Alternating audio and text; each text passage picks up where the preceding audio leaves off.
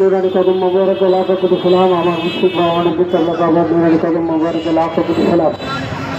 প্রিয় আশিক রসুল সাল্লাল্লাহু আলাইহি সাল্লাম, আশিক আলী, আজকে কুমিল্লার সুন্নি জনতা হঠাৎ করেই এই সিদ্ধান্ত নিয়েছে যে সারা বাংলাদেশে প্রতিবাদ হোক না হোক, আমরা কুমিল্লায় প্রতিবাদ শুরু করব। ঠিক কিনা বাবা? যার কারণে আমরা ওইভাবে প্রচারও করি নাই। মাত্র কালকে রাত্রে সিদ্ধান্ত হয়েছে এবং আজকে বাদ আসর এই মানববন্ধন। আমরা কারোর বিরুদ্ধে কোনো বক্তব্য দেব না। আমরা শান্তিপ্রিয় নূর নবীজি যে শান্তি নিয়ে দুনিয়ায় এসেছেন, যে ভালোবাসার কথা, শান্তির কথা সারা বিশ্বের মানুষকে তিনি জানিয়েছেন, আমরা সেই বিশ্ব মানবতার দয়াল নবীজির জয়গান গেয়েছি মিলাদুন নবীর পক্ষ থেকে। ঠিক কিনা? এই সরকার মিলাদুন নবীর পক্ষে ছুটি ঘোষণা করেছেন। মিলাদুন নবী করার জন্য রাষ্ট্রীয়ভাবে ঘোষণা দিয়েছেন।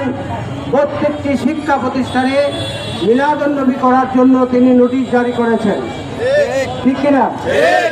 তাহলে যদি সরকার মিলাদুন নবীর পক্ষ হয়ে থাকে, মিলাদুন নবীর ছুটি দিয়ে থাকে, তাহলে মিলাদুন নবীর বাইরে অন্য নামে কিভাবে এই প্রোগ্রামগুলি হয়ে থাকে সেটার জবাব সরকারই দিবে।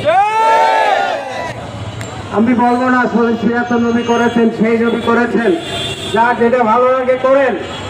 কুমিল্লার শান্তিপ্রিয় কুমিল্লার মানুষ শান্তিপ্রিয়। আমরা আজকে লাঠি নিয়ে এখানে আলোচনা করতে আসি নাই, আমরা বস্ত্র নিয়ে এখানে আলোচনা করতে আসি নাই। আমার নবী আমাদেরকে ভালোবাসা শিক্ষা দিয়েছেন, আমার নবী আমাদেরকে শান্তির শিক্ষা দিয়েছেন। বৈষম্য বিরোধী আন্দোলনের ছাত্রছাত্রী বন্ধুরা, তোমাদের এই আন্দোলন বিফল হবে যদি যারা নৈরাজ্য করছে, যে নামে করছে, তাদের বিরুদ্ধে যদি তোমরা সোচ্চার না হও। খালি বৈষম্য বিরোধী আন্দোলন করে কেয়ারটেকার সরকার গঠন করেছ আর কোটা বাতিল করেছ, তাহলে কিন্তু দেশ শান্তির দিকে যাবে না। এই মিলাদুন নবী নিয়ে যারা কটাক্ষ করছে, এই মিলাদুন নবীর উপরে যারা আক্রমণ করেছে, তারা সবসময় এই বাঙালি জাতির বিরুদ্ধে ছিল, এখনো আছে, ভবিষ্যতেও থাকবে। তাদের বিরুদ্ধে আমাদের আন্দোলন। এই নৈরাজ্য বন্ধ করতে হবে।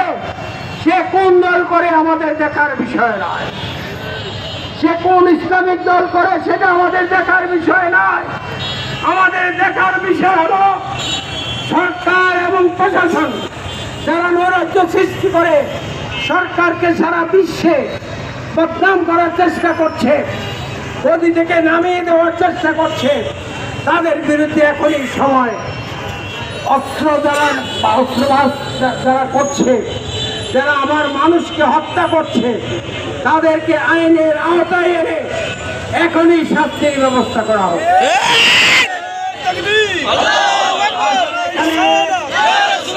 আজকে এখানে কয়েকজন মানুষ দেখেছেন। এই টাউন হলে মিলাদুন নবীর মাহফিলে বলেছিলাম, যদি সুন্নি জনতা কোনো কারণে জেগে ওঠে, এই বাংলার জমিনে সুন্নির বাইরে আর কেউ থাকতে পারবে না, মাজারের ভক্তের বাইরে কেউ থাকবে না। ঠিক কিনা বাবা? আমাদের গায়ে আর আগুন লাগাইন না, আমাদের গায়ে আর আগুন লাগাইন না। আমরা শান্তি চাই। কুমিল্লা যারা মিলাদুন নবীর বিপক্ষে আছেন, অনুরোধ করবো শান্তিতে থাকুন। আপনার দাবি করুন, আমরা বাধা দেব না। আমাদের কর্মকাণ্ডে বাধা দেওয়ার চেষ্টা করবেন না, সেখানে ছাড় দেওয়া হবে না, কোনো ছাড় নেই। প্রয়োজন যদি আপনাদের অস্ত্র নিয়ে আপনাদের কি আমরা গ্রেফতার করব।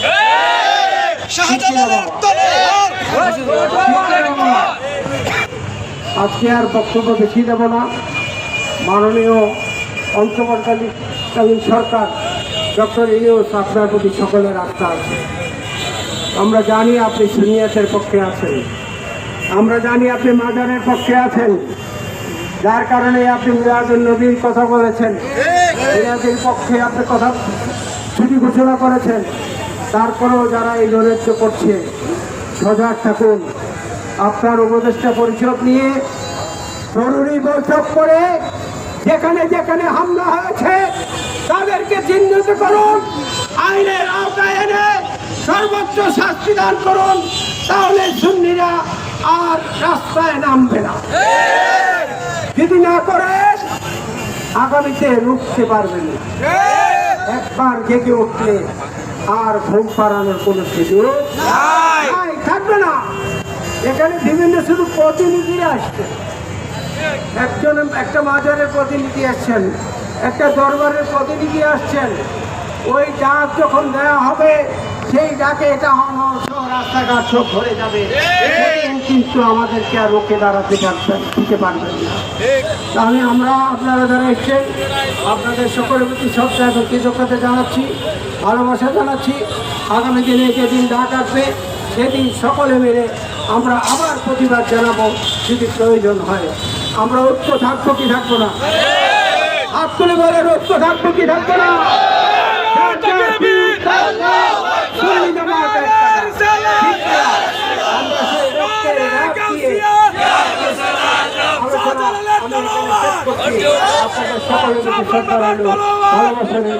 আল্লাহ হাবিবকে আমাদের প্রতি দয়া করে। আসসালামু আলাইকুম।